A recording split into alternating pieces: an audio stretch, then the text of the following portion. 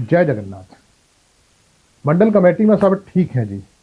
आपकी खैरियत तो हम रोज टीवी पर देख लेते हैं।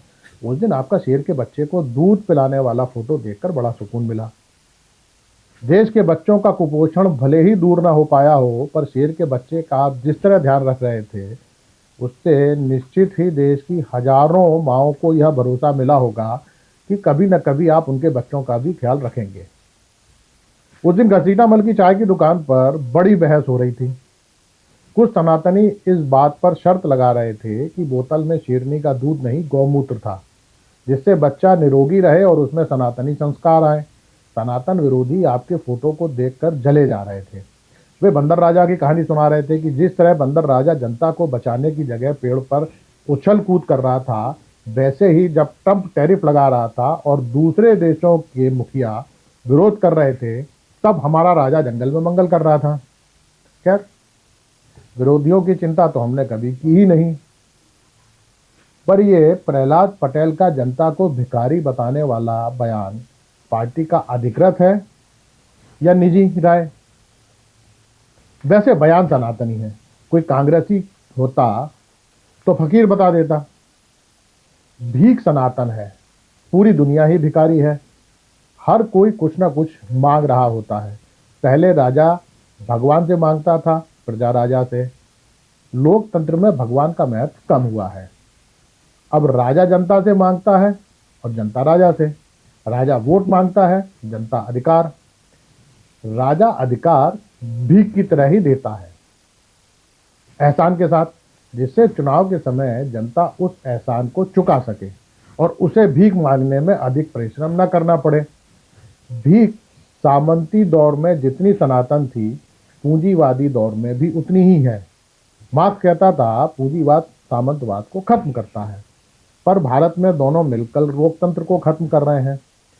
कब सामंत पूंजीवादी हो जाता है और कब पूंजीवादी सामंत, पता ही नहीं चलता। देश के नेता में दोनों वर्ग एक साथ पाए जाते हैं, इसीलिए वह न जातिवाद खत्म करता है न भुखमरी।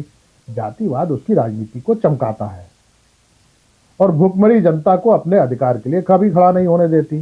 जो कुछ सिरफिरे विरोध भी करते हैं तो जातिवाद इस लड़ाई को भी भौतरा बना देता है। धर्म जातिवाद से भी बड़ा हथियार है। इसीलिए इस बार मंडल कमेटी ने तय किया कि देश में मुगलों भारत छोड़ो अभियान चलाया जाए। सरदार जंडेल सिंह का कहना था कि काम सिलसिलेवार तरीके से होना चाहिए था, पर गांधी ने गलती कर दी, सीधे अंग्रेजों को क्विट कह दिया। अब अपने पुरखों ने तो उस समय हिस्सा लिया नहीं था, इसीलिए अब हम पहले अंग्रेजों को वापस बुला रहे हैं, फिर मुगलों को क्विट कहेंगे।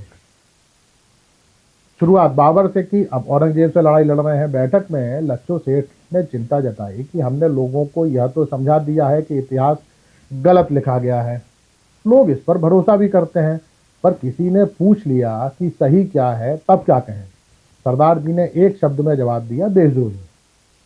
कल्लू कसाई ने चाकू लहराते हुए कहा, वही जो लोग कह रहे हैं कि देश में धर्म की राजनीति हो रही है, उनसे पूछना चाहता हूं कि अगर हमारे पुरखे नहीं लड़े तो क्या हम भी नहीं लड़े?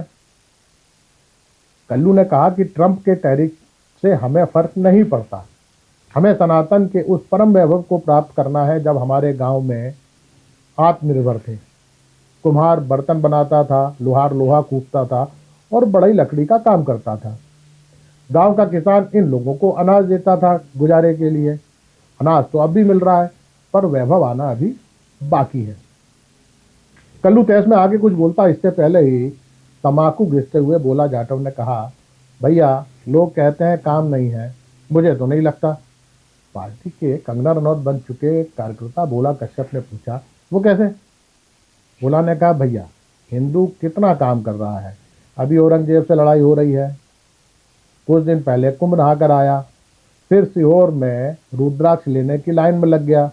इसी बीच आसाराम बापू भी पैरोल पर छूट आया है, उससे दीक्षा भी लेनी है। बाबाओं के प्रवचन तो जैसे रोज दिनचर्या का हिस्सा बन चुके हैं। आने वाले दिनों में आसाम और महाराष्ट्र में मेले लगने वाले हैं। वहां यह भी देखना है किसी मुसलमान को दुकान न मिल जाए। दिन में 3 से 4 घंटा इंटरनेट पर इतिहास का ज्ञान लेना, रात को टीवी पर हिंदुत्व पर होने वाली डिबेट सुनना जिससे चैनलों की टीआरपी न गिर जाए। संबल की खुदाई चल रही है, मथुरा की होने वाली है, सनातन विरोधियों को धमकी देना, जरूरत पड़ने पर मुंह नोचना, इसके बाद भी आप उम्मीद करते हैं कि वह रोजगार और पढ़ाई भी करें। ये बात तो बेईमानी है। तभी गुड्डू भैया ने बताया कि उसके कुछ चेले शौचालयों पर औरंगजेब की फोटो लगाए आए हैं। यह सुनकर पार्टी के दिलजले कार्यकर्ता राधेलाल पंडित जी बुदबुदाए, बेटा इससे हस्तियां थोड़े ही मिटेंगी, देश भर के शौचालयों पर तो मोदी जी की ही फोटो लगी है। शेष कुशल आपका बात सेवक। नमस्कार।